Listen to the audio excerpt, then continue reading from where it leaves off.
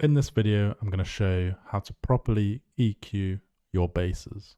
So what we're going to do to begin with is go through all the ranges on an EQ, and I'm going to show you what each one does. So we're going to go through the lows, the mids, and the highs. So let's just bring up an EQ and let's get a brick wall just for demonstration purposes.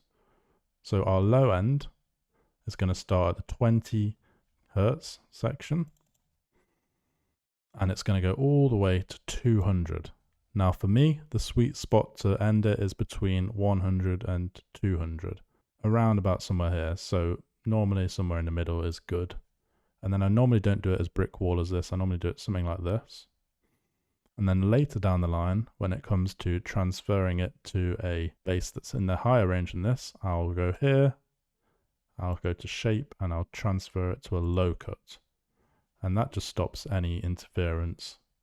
So it does it perfectly on the dot. Now let's just put that back. So that's the low end. Now let's have a look at the mid-range. Now you can separate the mid-range into 3 separate parts. You can get the low mids, which is from 200 to 500-ish. And this is normally where you get your muddy levels, and you have to be really careful around this area, and you often end up cutting this range out to make the mix seem a lot cleaner. And then past that we have the mids, which is around about 500 to 2000 range, so this area here. And normally this area is like the main part of your higher bass range, where if you get like some good frequencies in this area, your track will normally sound really good because there's a lot of space normally in this area when you've got your drums playing in the low and the high range, so it opens a lot of space here. So this is a good spot to aim for your basses, especially for mixdown purposes. And then past that we've got your high mids, which is 2000 to around about 7000. And the reason I use 7000 is because of the 7K rule you might have heard of, where any bass above 7K is like a risky bass to use because it'll interfere so much with the high end of the drums, like the hi-hats and the percussion, and it'll be really hard to mix down. So just keep that in mind. So yeah, the high range is then around 7000 to about 18,000. And don't forget as well, in this high to low range from 2000 to 7000, the basses normally sound pretty good in this range as well. And mix down isn't normally too big of an issue. It's more when it goes above 7000. You can start to come into some problems. And then you have to make trade-offs with mix down versus quality of the sound itself. So now we've gone through that, let's go over some examples. So I'm going to show you a simple example to begin with just one bass and one sub, and then we'll go over a more complicated one with a low, mid, and a high range. So let's play this. So you might recognize this track. That's all I'm going to play, otherwise copyright. So let's listen to the bass. So it's literally just a low sub and then one bass on Serum. So let's go through the sub first. So let's have a look on it on Serum. So it's just a sub. Nothing on it, just a sub. Basic shapes on this setting. And then all we've done is we've got our EQ, and it's cutting at about 127. And you'll see later on, I've flipped it on the other one, so it's exactly the same. Then the only thing we've got on as well is a sidechain. So when the kick is playing, it sidechains, as you can see there.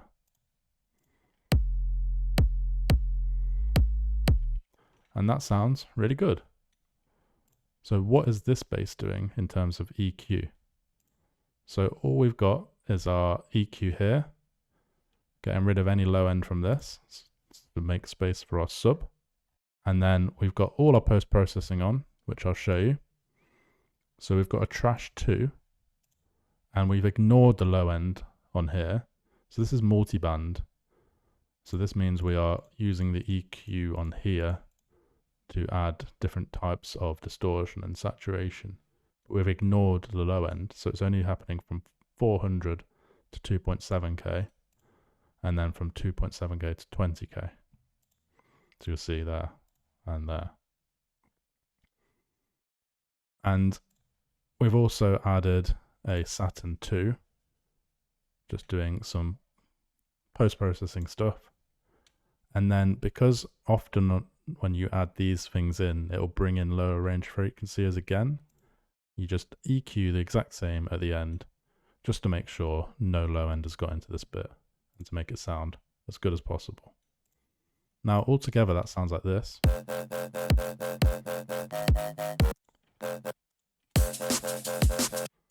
Which sounds a little bit weak, especially when it's not completely in mono. So when it's in mono, it sounds pretty similar. But we want some stereo sound in our track, and we can do that through reverb. So I've got a reverb bus here, and this has got a Valhalla Room on it, just on these settings. But then you don't want any low end of reverb going into your mix because it would just sound terrible. So what I've got is an EQ just from the mids to the highs and cutting out the low mids and the lows, and that is bringing a boost to the bass. So if you listen to it now without this, let me just play on its own, and with it you've got that depth, and then with the bass as well. So this is bringing more character to the high range. But then again, you do have to be careful around here. So you could EQ some of these ranges out if you don't want it to affect the hi-hats and perks in the top range. But for me, it sounded okay here. So you see that?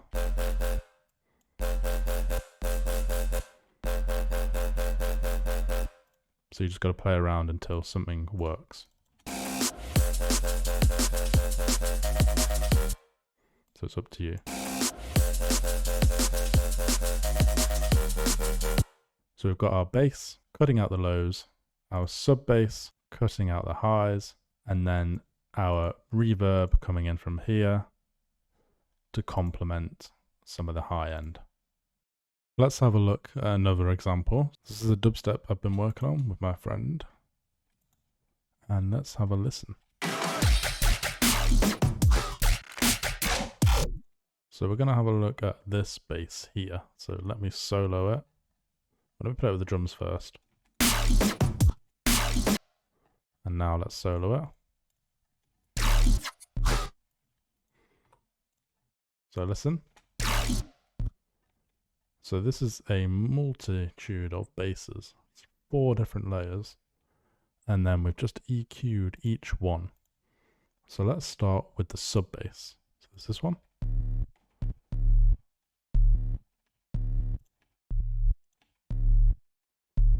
We've got some crazy stuff going on here with this sub bass. And let's have a look at it. So it's just the basic sub bass that I always use. And then we've got our EQ here. So we're going to take out all the low end up to about 200.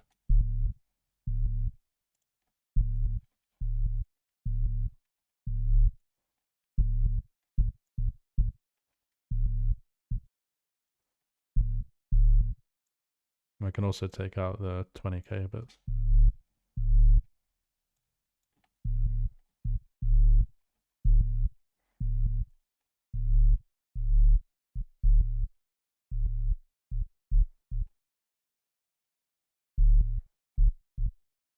And there we go.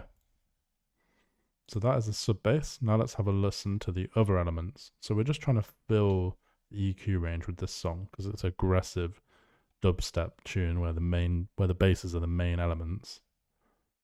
And we've got a hell of a lot of sidechain going on the basses as well, so the kick drum isn't too much of an issue. Our sidechain is just on the bass bus. You can see here, kickstart 2 on a really aggressive sidechain. So let's listen to this bass here. So this one sounds like this. So all I've done is EQ'd out at around the 200 range. So you can copy and paste it across like we discussed in the last one and then flip it. That's up to you. So these two together now should sound really good. You hear that? Sounds beautiful. Now we've got another bass here, which without the EQ sounds like this. But we don't want that low end in, so we've gone in and EQ'd out 600 because we just want this little range, and this now complements this bass as well. A little bit of extra detail in there, in that range. And then finally we got this bass. And I just added this because I thought that it was lacking a little bit of something, so I decided to link it up with this one, and together it sounds like this. And together these two now sound really good together. And all of them together gives you that really aggressive bass. And if we just grab an EQ on the bass bus, we can see what frequencies all this bass is hitting together.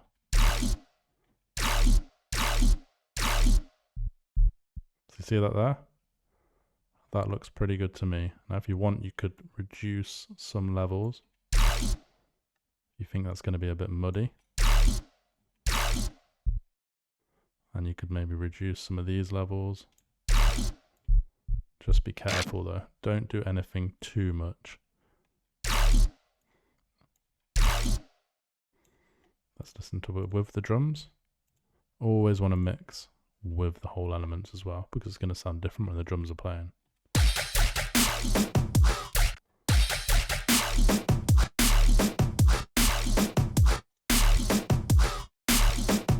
To me that sounds really good. Complements the drums nicely. All the levels are being hit. And we've done some little tweaks. Let's just get rid of that because we don't want to do too much. Keep it as simple as possible. And there we have a really cool sounding bass with all the elements hit. Thank you all for watching. If you enjoyed, please leave a like. Make sure to check out my website. There's lots of coaching and sample packs to get your hands on. And I'll see you all in the next one.